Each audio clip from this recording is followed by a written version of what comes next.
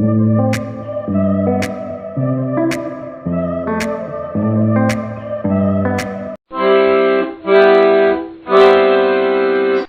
Morning friends.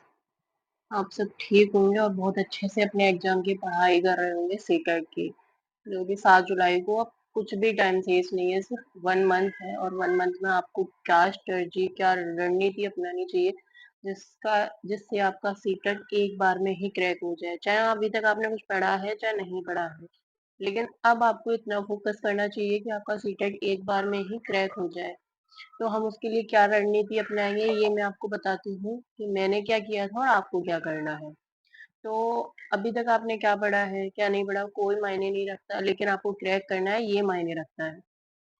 तो हमको क्या करना चाहिए, हमको पहले प्रीवियस ईयर्स के क्वेश्चन देखने चाहिए कि प्रीवियस ईयर में कैसे क्वेश्चन पूछे गए हैं। और ऑफ कोर्स आपने कोई ना कोई बुक तो ली होगी, पढ़ी है नहीं पढ़ी है वो अलग बात है, लेकिन बुक तो ली होगी सबों ने। तो हमको क्या करना, अब उस बुक को उठाना है, टॉपिक वाइज देखो कहाँ से उसको पढ़ो और उसके टॉपिक वाइज जो भी क्वेश्चन है उनको देखो और प्रीवियस ईयर क्वेश्चनों के पेपर देखो। या फिर ऐसा करो कोई सोल्व पेपर लेके आ जाओ, जैसे मैंने आपको बताया था कि अरेंज की बुक लेके आ सकते हो, उसमें सोल्व पेपर होते हैं सारे। तो उसमें से सॉल्व पेपर देखो और पढ़ो कि हमारा क्वेश्चन कहाँ से पुट अप हो रहा है, तो उन चीजों को तुम फैक्ट पढ़ो। और मैं बताती हूँ आपको साइकोलॉजी के अंदर, जैसे उसमें दिया है स्किनर है, बांडुरा है, वाइगोस्की है, ये तो आपको पढ़ने ही पड़े। इनके सिद्धांत को तुम बहुत अच्छे से पढ़ लेना, क्योंकि यहाँ से क्वेश्चन पुट अप होता ही होता है।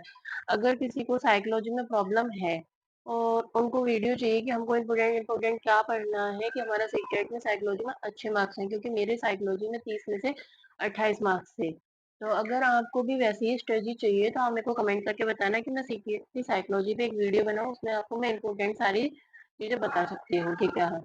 और इसी तरीके से आप सारे सब्जेक्ट में हिंदी का, और मैंने आपको बताया था कि एक सर हैं वो सचिन अकेडमी चलाते हैं, उनकी अकेडमी बहुत अच्छी है। उनको मतलब उनसे भी आप ऑनलाइन क्लासेस ले सकते हो, उनकी क्लासेस लेके हर किसी का सीटेट नॉर्मल पास हो ही जाता है। तो आप भी उनकी वीडियो देख सकते हो।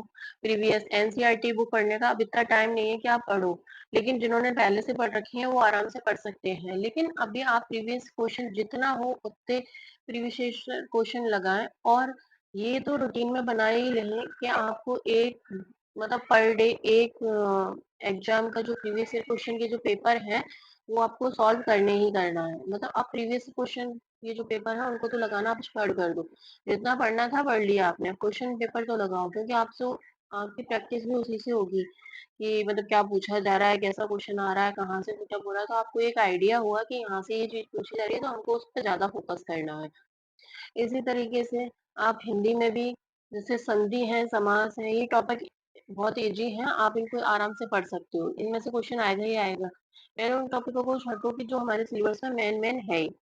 फिर जैसे ही इंग्लिश में जाओगे आप, मेथड है, मेथड आप पढ़ सकते हो, जैसे कि हिंदी है और जिन्होंने संस्कृत ली है उनके मेथड सेम होते हैं, हिंदी और संस्कृत के ज्यादा डिफरेंस नहीं। तो आप हिंदी से संस्कृत के मेथड को भी करीब करीब आधे से ज्यादा कर ही सकते हो। तो मेथड पे ज्यादा से ज्यादा फोकस करो। और साइकोलॉजी में सीटेट में डरने की कोई जरूरत नहीं है, क्वेश्चन लेंथी आते हैं लेकिन बहुत इजी आते हैं। आप उनको अच्छे से पढ़ना समझना, आपके मतलब समझ में आना चाहिए, समझ पर आधारित क्वेश्चन होते हैं वहाँ पे, तो कोई टफ नहीं होता सीटेट की साइकोलॉजी। बहुत से बच्चे पता नहीं क्यों डरते हैं, लेकिन मैं आपको बताती हूँ कि आप अच्छे से पढ़ना समझ के आपका आराम से सीटेट क्रैक होगा।